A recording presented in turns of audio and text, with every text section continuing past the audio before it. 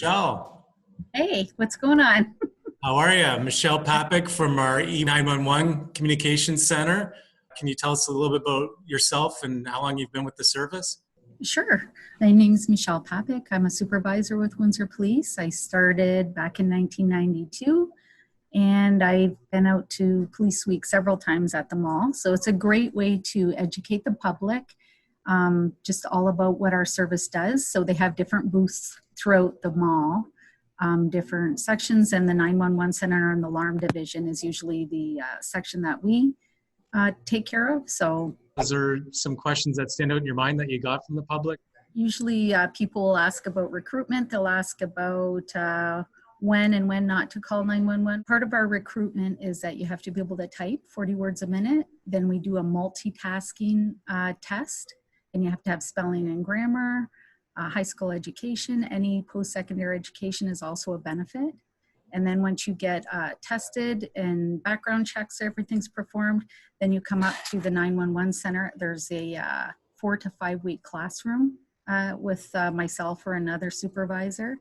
And then you get on the floor training for about 3 months with a person. This is something what I'm doing with Shannon today. So, and then that lasts for a while. And then you answer 911, non-emergency lines.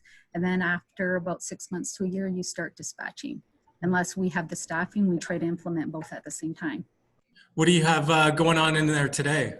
We're training, so we have 3 trainees currently learning 911. So I can show you. This is Shannon. We have our desks socially distanced apart, 6 feet. Yeah. And I can just sort of monitor her at a distance, a safe distance of what she's doing. And I can see everything she's doing live on my computer, which is very neat. It was set up by our IT department.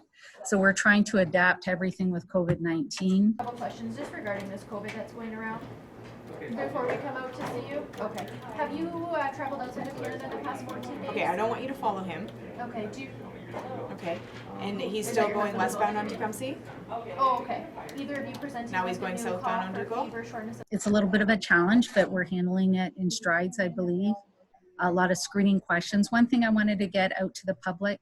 So if you do have to call the police for anything and you get, we screen all of our callers, it doesn't mean that we don't respond. It just means we might respond a little bit differently. So all the questions, if you screen that you might have it just for the protection of our frontline workers, they might, come with masks or something to your house, but it doesn't mean you don't get police response. It just means it might alter the way the police respond. So just be honest and open. We're all in this together just to keep everybody safe. 911, do you need police, fire, or ambulance? 911 is used for person or property in immediate danger. So we have people crimes and property crimes. So if somebody's being hurt or you see the potential of violence where someone could be hurt, then you call 911. Or if you see any type of property damage or something being damaged right away, that's 911. Everything else can usually be our non-emergency line.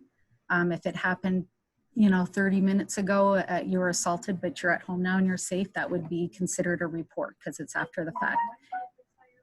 Being a patrol officer, I always am amazed at, your ability as a dispatcher to remain calm during a stressful situation, right? And, we get to see this scenario, but you guys don't get to see, right, what's going on. And you're just listening to what's going on in the call and then articulating that to the officer on the road, right? So can you speak a little bit to that as well, like that challenge as a dispatcher?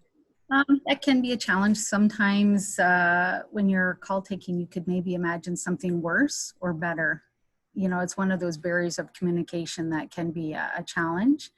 But I've been doing it a long time. It's a great job. It's something that I enjoy thoroughly, serving the public. It's very satisfying, at the end of the day, and it's different and challenging every day. So it's a great career if anybody's thinking in that direction. Another thing I'd like to add too is that we're a primary PSAP. So a PSAP is a public safety answering point. So when you dial 911 in Amherstburg or in Windsor, you get our call center. And if you say you need a medical, you need paramedics, then we put you through to ambulance. They're a secondary PSAP. And if you have a fire, we put you through to fire. Windsor Police does not answer, like we answer the 911 calls, but I will put you through to fire or to ambulance.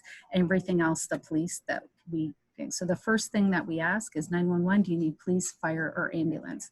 And obviously the where is the most important, because we have to get you the help of where you are. So a lot of things have been changing with the new coronavirus on how we operate. So if you're not sure, check out our website. There's many different ways to report a crime now online.